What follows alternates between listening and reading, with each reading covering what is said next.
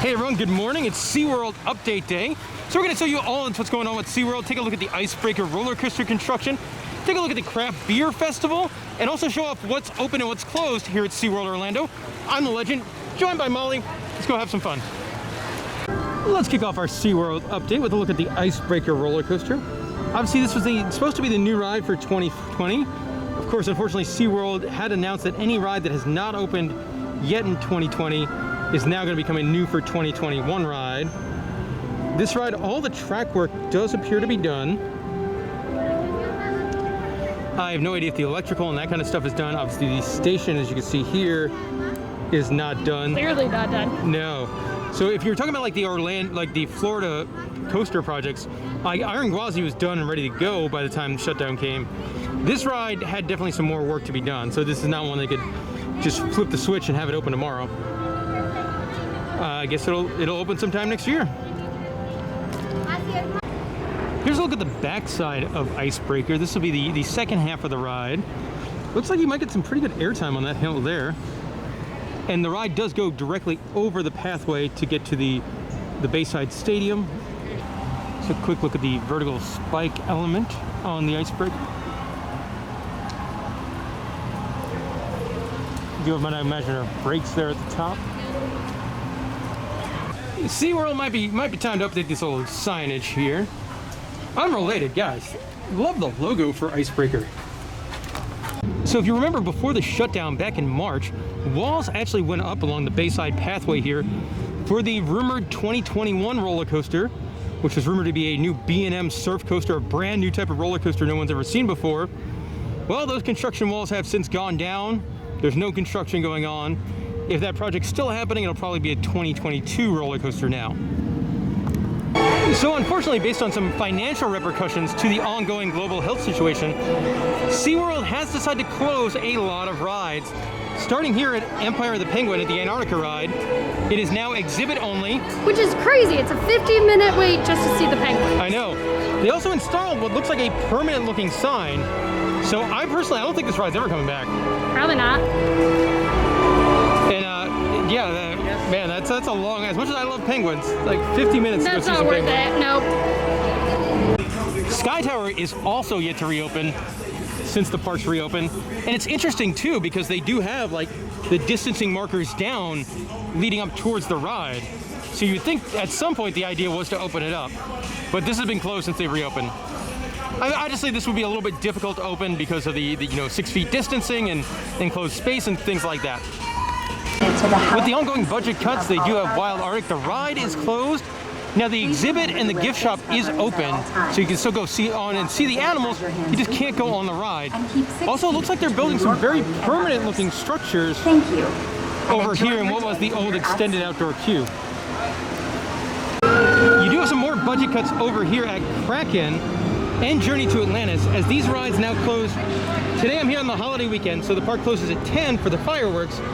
These rides close at 6 p.m., 4 hours early for the fireworks. On weekdays, sometimes they close at 2. Yeah, there's no fireworks on the weekdays. This sign's a whole bunch of crap, actually. It's all budget cut stuff. Yeah. So yeah, we were here like on a day the park was open 10 to 6, and these rides closed at 2 in the afternoon. So if you want to come to the park and ride these rides, definitely come in the first half of the day, 'cause they might not be open for the second. So more budget cuts over here at Turtle Trek, where they have the exhibit open, but the 360 movie is now closed. I believe at some point it did lose its 3D element in a previous budget cut. Now it's just closed in general. The Spice Mill restaurant has yet to reopen as well. And it's kind of interesting because I believe it's the only restaurant in the park where you can get a cheeseburger, and now there's nowhere in the park to get a cheeseburger. I know this because I have the SeaWorld dining plan, so I eat here often. Towards the middle of the park, the Seaport Pizza has also yet to reopen. Now, if you're looking for a good deal to get into SeaWorld, right now it's Magical Dining Month here in Orlando, and Shark's Underwater Grill is participating. It's a 3-course menu for $35. A portion of that does go to charity. But what SeaWorld's doing with Sharks this year, you can come in for Magical Dining and then just stay in the park.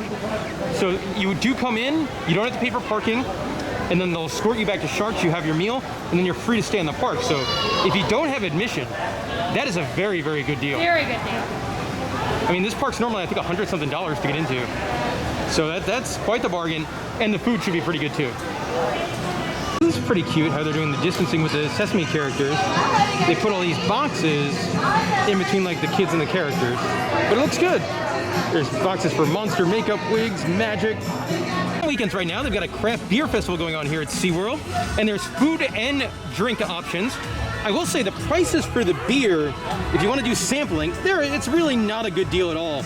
8 beer samples for $45, and they're not full beers, these are like mini beers. For the food, it's an okay deal.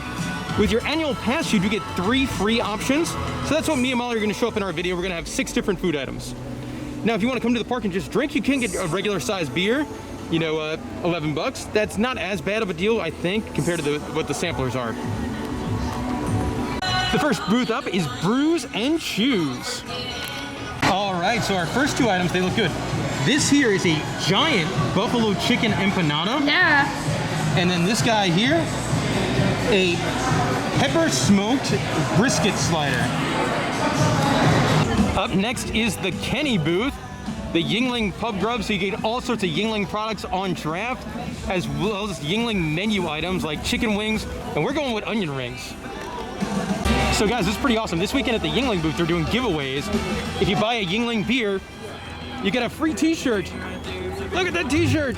It's a really nice quality t-shirt too. Like, I don't know if this is gonna be one I wear out or wear to the gym. It might be a wearing t-shirt. Molly, you got the Yingling Oktoberfest beer. It's really good. And then we got some Yingling battered onion rings with an ale cheese dipping sauce. And some Yingling swag to send to Kenny. Daddy. He's gonna like this. But I'm keeping the shirt. The shirt is not for you, Kenny. This stuff I'll mail to you. The next booth up is Sam Adams' Best Bites. This looks like one of the heartier meals we could get here. Yes. Big heavy piece of short rib, braised like Samuel Adams. Guys, this booth definitely has my favorite name of anything in the festival. Give me an ale, yeah.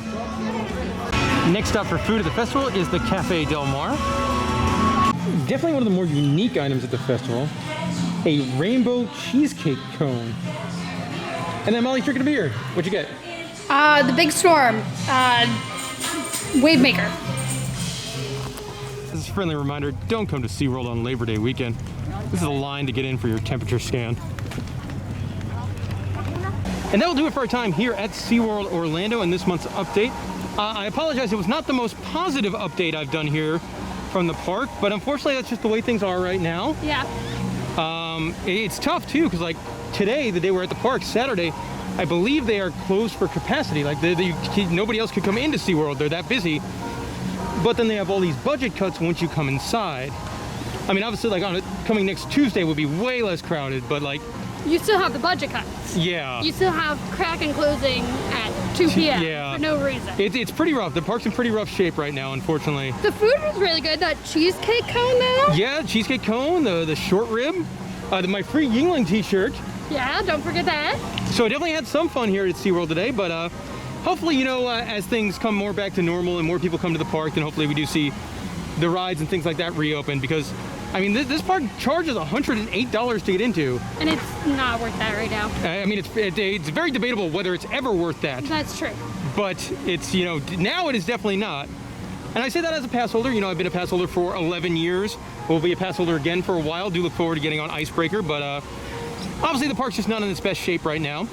Guys, that'll do it for this month's update. Have any questions or comments about SeaWorld Orlando, let me know in the comment section below, and thanks for watching.